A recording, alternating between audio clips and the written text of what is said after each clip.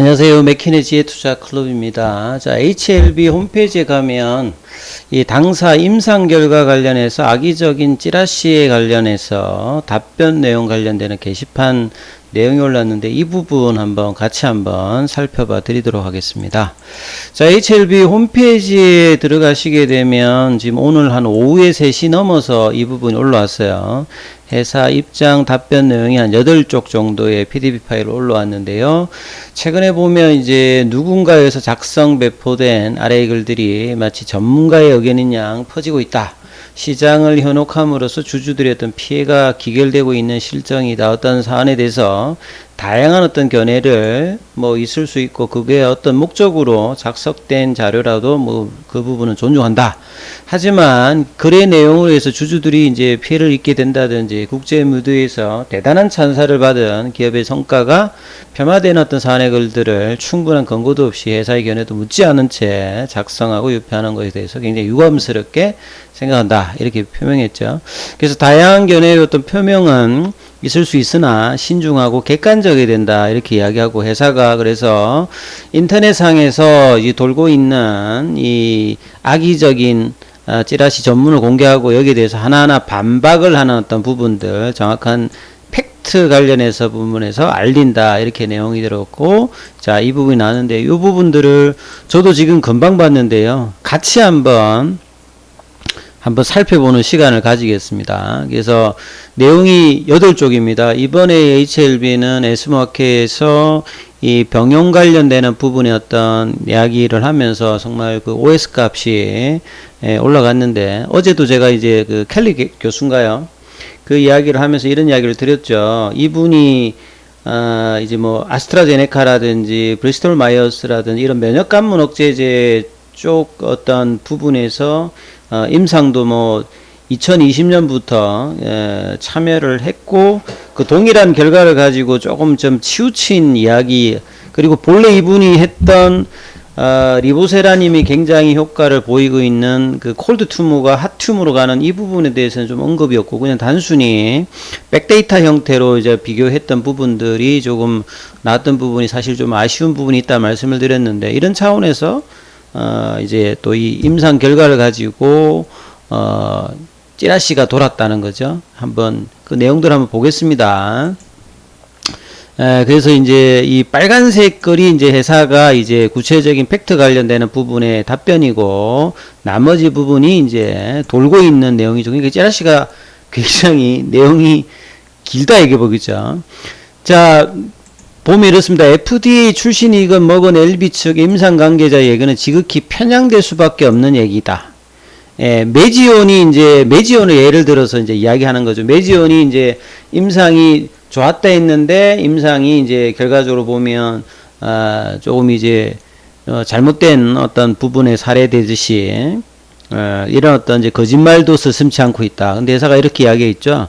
임상 관계자 얘기는 보통 이제 특히나 바이오 쪽 같은 경우에는 자기 회사들에 대해서 나쁘다고 하는 건 솔직히 없습니다. 그래서 특히나 데이터를 꼼꼼하게 봐야 되는 거죠. 그리고 이제 개발 중인 어떤 자신의 약의 강점에 대해서 주목할 수도 있는 부분이고 이거는 HLB뿐만 아니라 모든 전 세계 바이오 회사들이 똑같은 이야기를 하는 거죠. 그리고 이제 학회 발표에서는 그 데이터를 가지고 이제 실제 의료진들과 전문가들 입장에서 이 부분들이 이제 논의되는 어떤 부분이라고 보셔야 되겠죠. 그래서 많은 이제 간암 권위자들이 1차 치료 옵션으로 빨리 처방하고 싶다. 이건 현장의 분위기에도 나왔죠. 에스모 전문제 커미티에서도 이 이야기가 나왔다는 부분들은 이제 미디어 이상에도 나왔던 부분이고요. 이 권위자들도 거짓말을 서슴지 않는 편향된 의견이다 이렇게 판단한다. 그러니까 위의 부분도 굉장히 이제 편향적인 어떤 이야기를 찌라시에 서두에 했다는 거죠. 그리고 HLB가 베스트 오브 베스트 에스모 가지고 100% 승인된다는 위암 케이스 이게 이제 2019년도 사례죠. 2019년도 전에도 사실은 이제 에스모에서 여러 번 학회 발표가 있었는데 위암 관련되는 부분에서는 그 당시 이제 베스트 오브 에스모를 키트루다 옵티보 하는 거 이제 같이 이제 좀 이렇게 받으면서 주가도 좀 급등했는데 그 뒤에 위암의 NDA 과정 자체가 좀 안 됐던 부분이 회사가 이 부분은 좀 사실 굉장히 좀 안타까운 부분이었죠. 그 뒤에 뭔가 시장에 대해서 소통을 좀 안 했던 부분이 있었는데, 그래서 이제 진양권 회장 같은 경우는 이번에 가남 같은 경우에는 이렇다 저렇다 이야기하지 않고 확정적인 어떤 구간에서 이제 회사가 뭐 발표하겠다. 그래서 이번에 이제 유튜브로도 했는데, 요 사례하고 또 이제 비교를 해서 나왔죠. 그래서 HLB 진양권 회장께서도 주주 간담회에서 공식적으로 밝힐 내용이었으나, 이 언급됐으니까 이야기를 하겠다. 그러니까 요 이야기가 당연히 나올 수 있는 부분이라고 봐야 되겠죠. FDA 규정상 한 약물을 구적용증으로 동시에 NDA 하지 못한다. 리보세라님 단독요법으로 위암하고 이제 선약남성 관련되는 부분에서 신약 허가 신청을 하지 못했다. 그러니까 좀 더 이제 구체적으로 보면 위암 3차 치료제로 NDA로 접수하게 되면 그 결과가 나올 때까지 선양암 그 관련되는 부분 NDA 접수를 못한다고 합니다. 규정상. 그 한 약물 가지고 단독으로 만약에 좀 했을 때는 요런 어떤 상황이 규정상 있는 거죠. 그래서 위암 3차 시장이 이제 3차 시장이니까 1차 시장, 2차 시장이 아니니까 이 시장보다는 이제 선양남성암 시장 자체가 뭐 클 거니까요. 그래서 3차 시장은 너무 좀 작은 거고, 그럼에도 불구하고 임상을 해가지고 NDA를 준비하는 이유가 리보세라의 약물 자체를 어떤 시장 규모라도 신약으로 허가를 받고 보자는 어떤 목적이었다. 이 부분을 이제 주주 간담회 때도 이제 설명을 했던 부분이다. 그래서 시장 규모가 작고 이익이 전혀 안 되는 위암 3차 이제 NDA가 상징적인 의미로 이해하시면 된다. 그까지 이제 그때 이야기했던 부분을 이제 이번에 회사가 팩트를 또 이야기를 했습니다. 그리고 이제 위암 3차 관련해서 코로나 시국에도 불구하고 회장과 주요 경영자들이 항서제약으로부터 데이터를 확보했고, 이건 언론지상에 많이 나왔죠. 그래서 이 데이터를 분석하는데 이제 일정보다 늦어지고는 했습니다만, NDA 관련된 어떤 패키지는 완료를 했다. 그리고 선양남성은 이제 결과를 기다렸다는 거죠. 그래서 선양남성 같은 경우에는 지금 알려진 표준 치료제가 없는 상태고, 회사가 이제 비교를 하면 이제 선양남성 쪽에 이제 비중을 이제 높이는 전략적인 선택을 했다. 이렇게 봐야 되겠죠. 약가도 대단히 유리하게 적용할 수 있는 분야라는 거죠. 그래서 위암 어떤 NDA 준비를 늦게 했지만 지난해 모든 것을 완료를 했고요. 근데 위암제 NDA를 제출하게 되면 그 결과 나올 때까지 선양암 NDA를 제출하지 못한다. 이 선양암제 NDA를 올해 중에 신청한다라고 지금 얘기했기 때문에 요게 이제 좀 사실 우선이다 이렇게 봐야 되겠죠. 지금 정리를 해보면.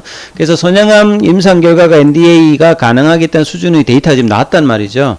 그래서 이제 시장이 작은 어떤 위암 3차 NDA를 보류하고 선양암 NDA를 준비한다. 이렇게 지금 이해하시면 될 것 같아요. 팩트상으로. 요 부분을 이렇게 하면 이제 정리가 된 것 같습니다.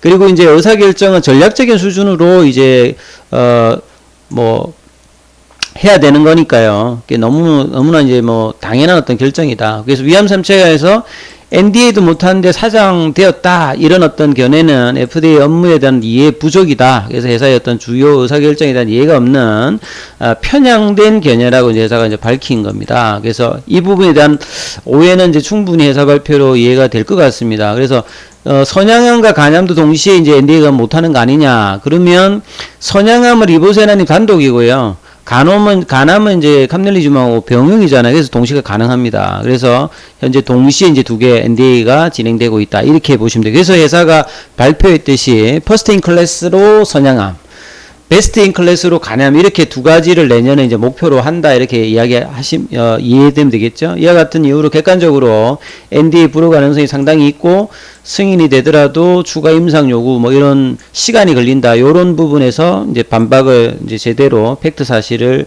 했다. 이렇게 이해하시면 되겠습니다. 그리고 승인 후에 이제 추가 임상 관련되는 부분이 간혹 있습니다. 요거는 이제 뭐 국내뿐만 아니라 해외에도 이런 사례가 있거든요. 그래서 이제 사상 관련되는 부분이 이제 나오는 것들은 회사가 좀 하기 싫어하는데, 여러 가지 적응증 확장에서 이제 서로 윈윈할 때 이제 이런 구조가 있죠. 그래서 FDA가 포스트 어프로벌 스터디를 요구하는 상황은 승인을 전제로 한다. 이렇게 좀 이해를 하시면 되겠죠.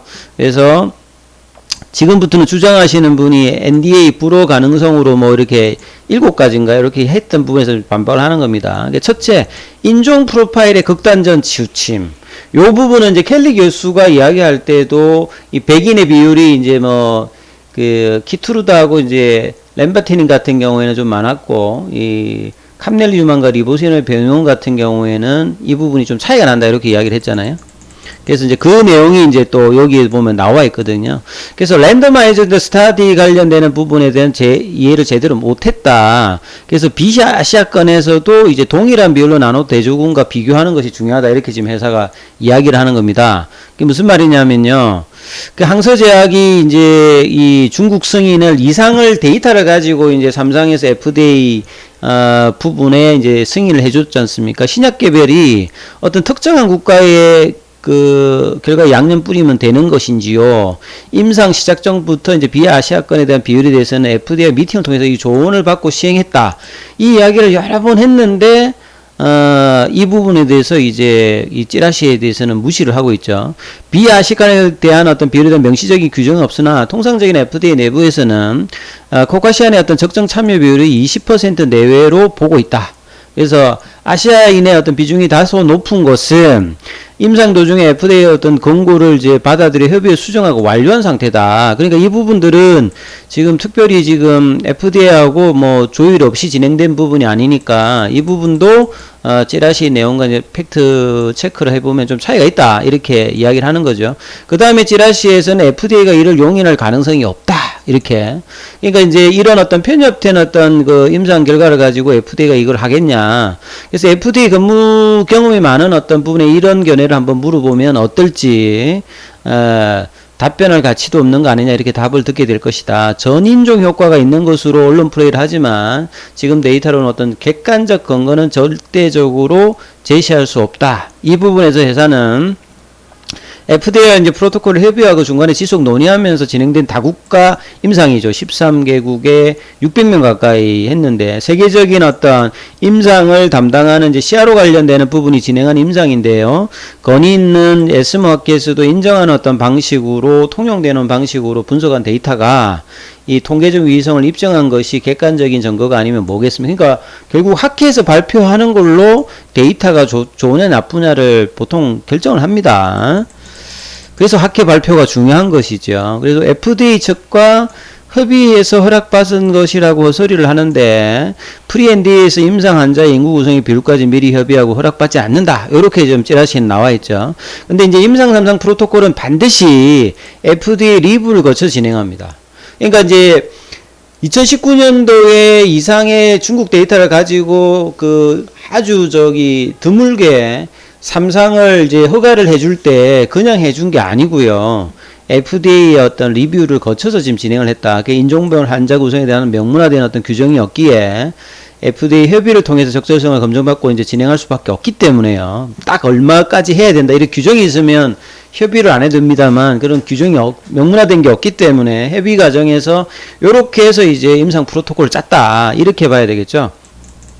그래서 FDA와 협의 과정에서 이제 서브그룹 어널리시스로 그 AGN과 이제 난 IGN의 비율도 FDA 논의를 통해서 이제 포함을 했다. 이렇게 보시게 되면 인종 간의 어떤 이 편협한 어떤 데이터 관련되는 부분에서 켈리 교수의 주장도 사실은 좀 임상 의미에서 이제 이런 내용들을 했다는 것은 좀 사실은 이 좀 편협한 어떤 이제 견해였다라고 좀 볼 수가 있는 거죠. 팩트를 보면.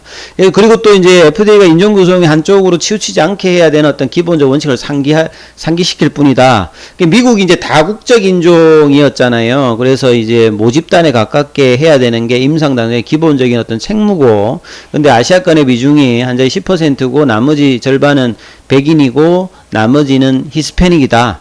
그 FDA 승인을 받으려고 하면 미국의 어떤 환자 구성이 인종 구성에 맞게끔 돼야 된다. 이런 어떤 내용의 찌라시인데 글로벌 이제 3상의 임상 결과에 대해서 비아시아권의 비중이 이제 17.3%다. 이게 이제 어찌 이제 고작 몇십 프로의 데이터인가? 예. 그 90명 이상의 비아시아권 환자와 1대1로 나눠서 한 시험을 진행한 것이므로 충분히 신뢰할 수 있는 데이터다.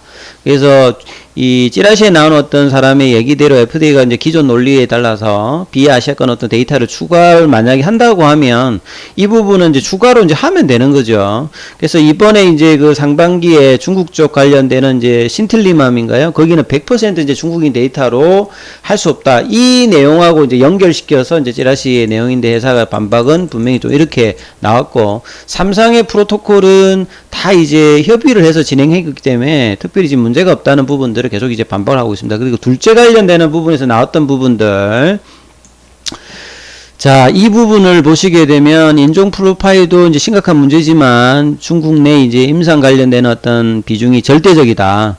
그 인종뿐만 아니라 중국 비중의 이 부분이 높다는 거죠. 근데 사실 이건 여러 번 이야기했습니다만 그 이상 EA를 끝내고 그 결과에 대해서 좋아서 FDA가 EB까지도 없애고 삼상으로 2019년에 했거든요.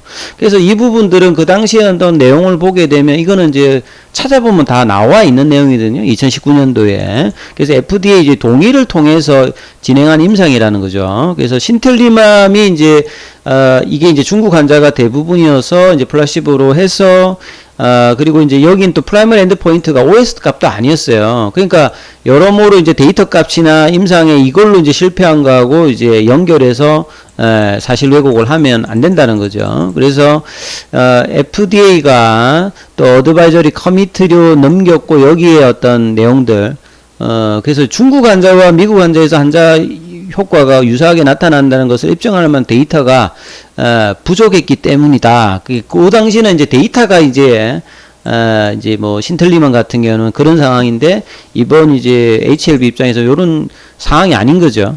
그리고 이제 중국 환자와 미국 환자의 약의 효과에서 유사하게 나타난 것을 입증할 데이터가 이제 부족했다는 것이고요. 그 다음에 어떤 찌라시 내용을 보게 되면 이 캄넬리주맘의 경우에 이제 뭐 이 다국적 제약사의 물질 특허 소송에 뭐 휘말릴 수도 있다 이런 어떤 내용도 있는데요. 설사 이제 물질 특허 소송에 휘말린다 하더라도 우리 약은 이제 오픈 드럭, 희귀 약품을 지정받았기 때문에요. 허가 받는 순간에 7년간 이제 독점적인 권리를 받기 때문에 정상적인 영업 활동을 할 수 있다. 그래서 이런 소송 관련되는 어떤 법리 문제 관련되는 부분에서는 희귀 약품 가져가는 부분들을 또 이야기를 해줬죠. 그래서 FDA가 정치 집단화는 매우 부적절한 방안이다. 요거 전혀 관계가 없죠. FDA 마치 미국의 이제 FOMC하고 그러니까 저 패드하고 그 미국 그 정부하고 이제 직접적인 관계가 없듯이 이 FDA는 좀 구분을 좀 해야 된다라고 봐야 되겠죠. 그 다음에 세 번째 극단적인 어떤 중증 부작용. 이 부작용 관련되는 부분에서도 회사가 여러 번 이야기를 했죠. 80%가 나왔던 부분들에 대해서 이 정도 가지고 승인이 가능하겠냐. 그래서 뭐 치료기간이 2배다. 이것 때문에 이 이야기들을 먹힐 수 있느냐. 이 이야기 했는데요. 임상을 진행한 이 수키친지 교수 같은 경우는 이분도 이제 켈리 교수와 더불어서 간세포암 관련되는 부분에서 임상을 많이 했습니다. 이 뭐 HLB뿐만 아니라 그래서 이제 간암 분야 권위자 중에서는 수쿠이춘 교수가 이 켈리 교수보다는 훨씬 더 뭐 논문 여부분이 많은 어떤 부분이죠. 발표자가. 그래서 프레젠테이션 하신 분이. 그래서 학계에서는 임상을 주도한 교수가 발표한 것이 당연한데 이 중국계 의사들이 발표한 걸 가지고 이 문재인 듯이 그 사실을 호도하고 뭐 이렇게 하는 부분은 왜곡되어 있다. 그래서 수쿠이친 교수를 구글링을 해보시면 이 켈리 교수보다는 훨씬 더 좀 업력이 좀 많다는 부분을 알 수가 있고요. 그 다음에 이제 FDA는 뭐 시도 안 먹히는 소리다. 이렇게 부작용 관련. 부작용도 부작용 나름이다. 분명히 이제 현지에서도 치료 옵션으로 쓸 수 있다라고 이제 발표 당시에도 의료진들이 이야기를 했던 부분이거든요. 그리고 고혈압이라든지 그 다음에 간 수치 관련되는 부분들은 통상 이제 예상되는 부분이고 그레이드 3급은 의료진들이 이제 예상 못한 부분들이 아니라면 문제가 되지 않는 어떤 부분이라고 볼 수 있는 부분이죠.